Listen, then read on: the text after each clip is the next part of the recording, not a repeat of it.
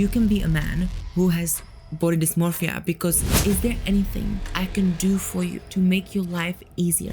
You are not trans woman until you go on hormones. My orgasm has changed completely. What happens and how hormones work. Explain, I'm a woman, you don't see it? No, people don't see it because society sees this as masculine, this as a feminine. Hello everyone and welcome to the next episode of Trans Crash podcast. I'm so happy you are listening, you're streaming, you are watching wherever you are. And today's episode is dedicated to transitioning and hormones. And I will try to cover all the questions you've had in your mind or you might ask people and you didn't find the answer. And I've decided to make this episode because in my own experience, this is the most asked question that I have. I always get asked how it works, how hormones work, what kind of surgeries I've done, what kind of surgeries other trans women do. And I've decided that I want to talk about it in the whole episode and dedicate the whole episode to this topic because it's super important and there is so many things that people get done or trans women get done and or don't get done, So let's get into it. First important thing that I want to talk about is gender dysphoria.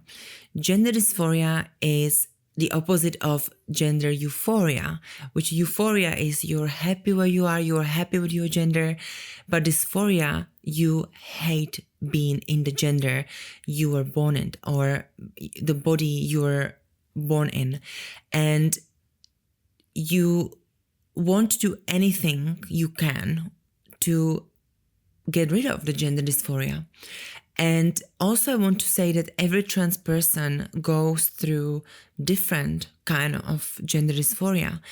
For example, me, I've realized or I've had my first moments of gender dysphoria at the age of 21, 22, when I really started being uncomfortable in my male gender and I started to go into female bathrooms. I started to putting on more and more makeup, wigs, female clothes. I wanted to be in the other gender. I had gender dysphoria because I knew that the gender I was in was not aligned with who I was. When you have gender dysphoria, there are lots of things and lots of steps you can take. You can medically transition, or you can transition through hormones, you can transition through surgeries, or you can just treat your dysphoria through makeup, through wigs, through clothes. Whatever makes you happy, whatever makes you comfortable, whatever makes you feel aligned in the gender that you want to be in. Also, another part of gender dysphoria, under this umbrella of gender dysphoria, is body dysmorphia. So body dysmorphia, you've probably heard it before. Body dysmorphia is something that you struggle in your head with your own body. You can have body dysmorphia and you don't have to be trans. You don't have to be trans or non-binary. You can be a man who has body dysmorphia because you are a man who wants to have muscles, who wants to be big, who wants to be seen as a big man, for example. But you always see yourself as a small, tiny, skinny guy. That's a great example of body dysmorphia. You hate your body. You don't like how you look. Very often trans people go through gender dysphoria and body dysmorphia. You hate your body. To be honest with you, I still go through that. No matter how far I've gone through my transition, I still struggle. But do I struggle as much as I was struggling 7-8 years ago? No. Am I happier? Yes. And in today's episode, I really want to cover all these things that you can do to treat your gender dysphoria and feel more confident, and how to get to the other side happier, healthier, because, healthier mentally and physically, and how to live your best life aligned with your gender that you want to be in, or gender you want to live in. Because that's, for me, the most important step, or one of the first steps in someone's transition, and how to be seen by the world, how to be accepted by the world, how to be comfortable and in peace with yourself. This is super, super important.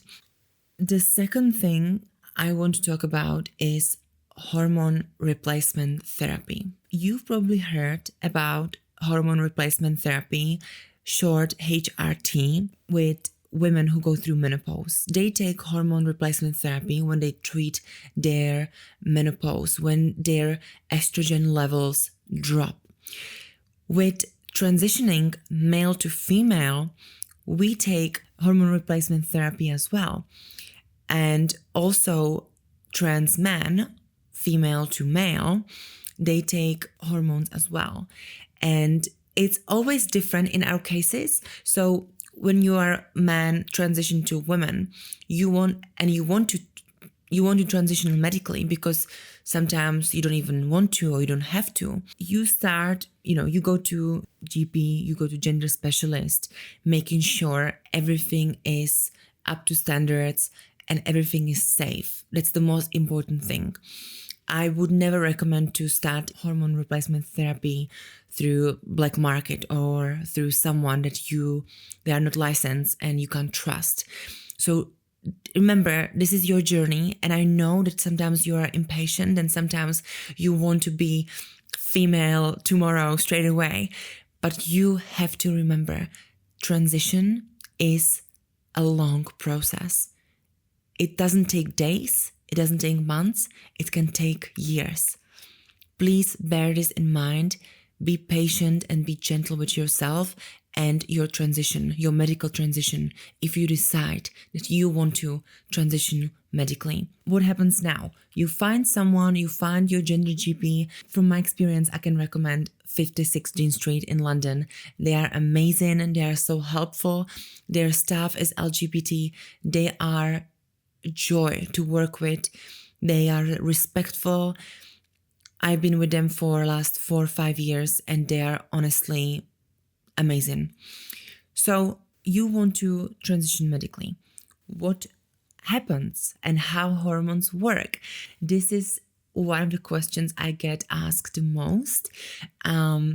So when you transition male to female, which was my case as well, I knew that I wasn't comfortable in my body and I wanted to look differently in my face. I wanted to feel calmer in my mind. I wanted to look different in my body. I wanted to have the fat distribution in my body differently. My skin softer, all of that. I wanted that and that was my choice and I went for it. So what happened my first night when I took estradiol? When I started first transitioning, I didn't have hormones in pills. I had hormones in a gel. So I applied 2 mgs of estradiol on my body. And I also had a finasteride tablet. Finasteride works as a testosterone blocker, because what happens when you transition male to female, you want to have your testosterone levels down and your estrogen levels up. So the more estrogen you have up, the more testosterone goes down. And when you take testosterone blocker, the testosterone goes down as well naturally. You might heard about finasteride, about people, usually men, who want to prevent balding and who want to stop their balding and want to grow their own new hair, they usually take around 1 mg of finasteride. So for them, it doesn't work as a testosterone blocker. It works for like aesthetic purposes, But I take 5 mg of finasteride, and for me, it works as a testosterone blocker. So I've been on HRT past 5 or 6 years, and here are the side effects and also my experience and positive changes that I've had and I went through. I remember the first morning when I woke up after taking finasteride and applying that gel. I felt super calm. I literally slept on a cloud. I don't know if it was a placebo or if it was actual like chemical response in my brain, but I felt so calm and I definitely felt some sort of change in my body. Did I see any difference in my body? No, I didn't see any difference until maybe the first month, 2, when my breast tissues started being a bit swollen, my breast get a little bit lumpy, a little bit hot, swollen. It was kind of painful to sleep on my stomach. That was the first kind of change I've noticed on me. I remember taking selfies in a mirror and of pictures of my body every month, so I could kind of document the changes that I was going through. And let me tell you, the real bigger change didn't happen until the third month, when I could see my hips were getting a bit wider, my skin was a bit softer, and also the distribution of the fat in my face was a bit different as well. Also, what the finasteride had done for me was incredible. I've noticed a good centimeter or 2 of my own hairline growing back towards my eyebrows inwards, which I thought was super cool because my hairline that time was receding, and it was a big cause of my gender dysphoria. And I always wanted, long hair and feel feminine. For me, it was super important. So for me, noticing that I've had baby hair growing and, growing back, it was almost like aging backwards.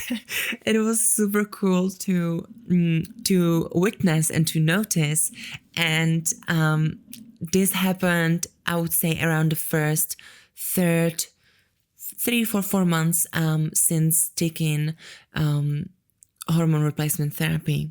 The first 6 months or the first year was kind of slow, and then I went up with my doses, and every 3 months I kind of monitored my blood results and the changes in my body, and based on that I was kind of going through the changes with my doctors, and it's been so helpful and so important, and it literally saved my life, because before I felt super depressed and anxious and scared to leave the house because I was scared of people looking at me, and I wasn't comfortable in my own gender because I knew I was a woman, but everyone was like, are you a boy or a girl?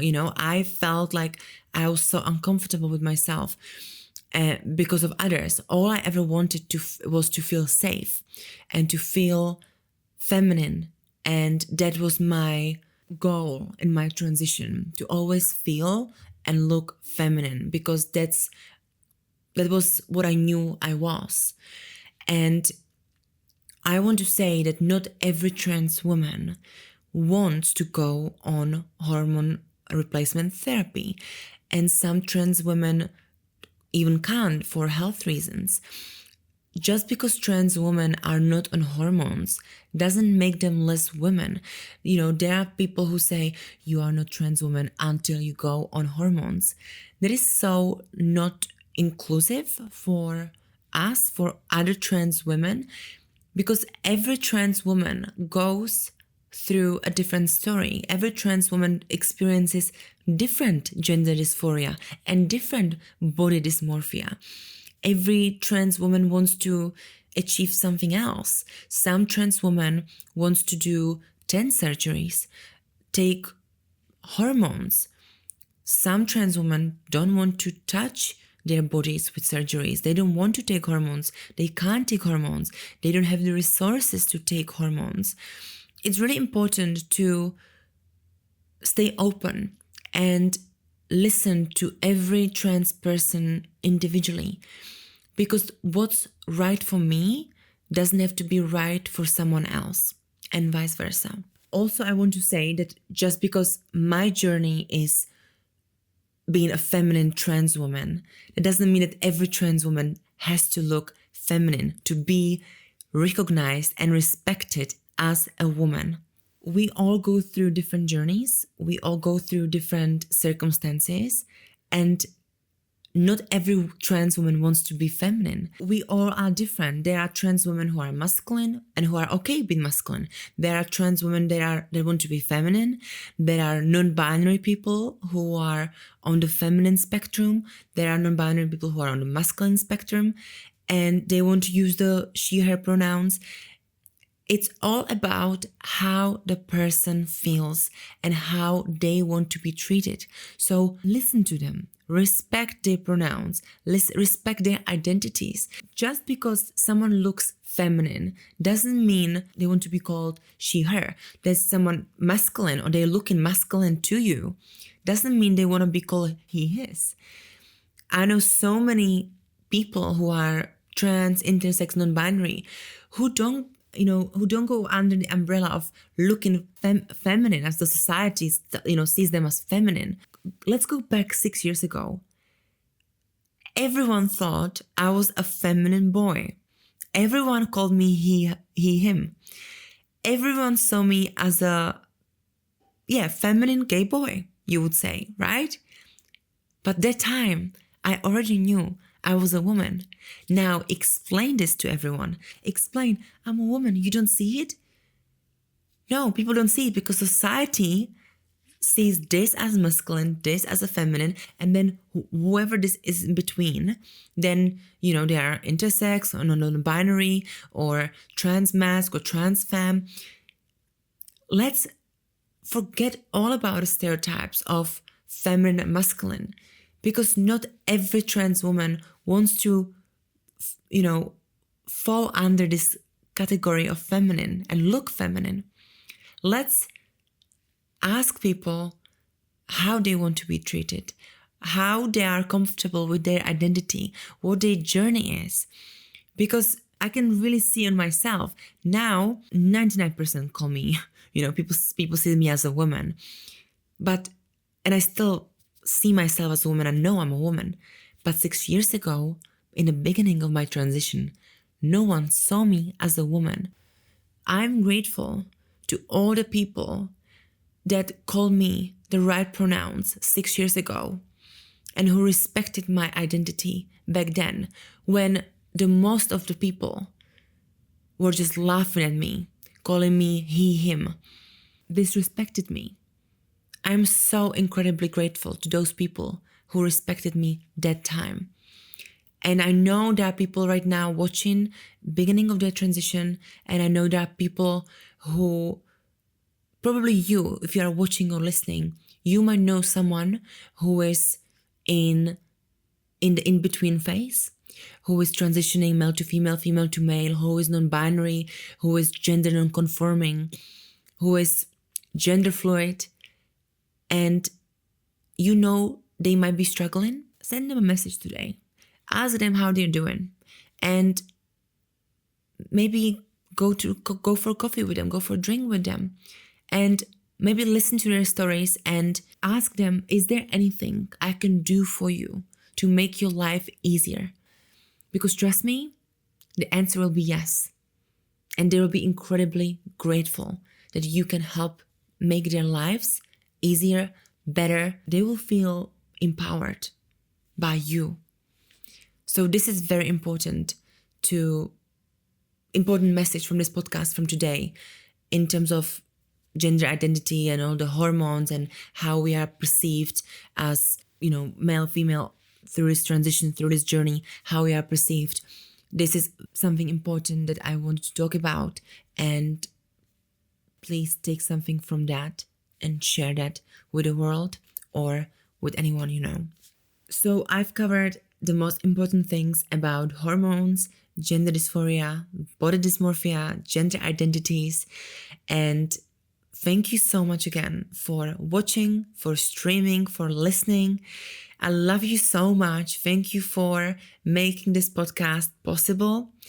I'm going to say goodbye to you for those who are not on Patreon, because we are going on Patreon right now for spicy content. And for those who are not going on Patreon, I'm going to say goodbye with my slogan. Are you in traffic? Are you in rush? Relax and tune into Trans Crash. See you next Thursday.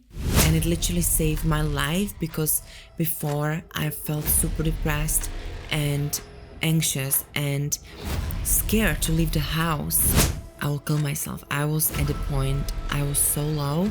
You struggle in your head with your own body. What happens and how hormones work? Do you come when you are on hormones? My orgasm has changed completely.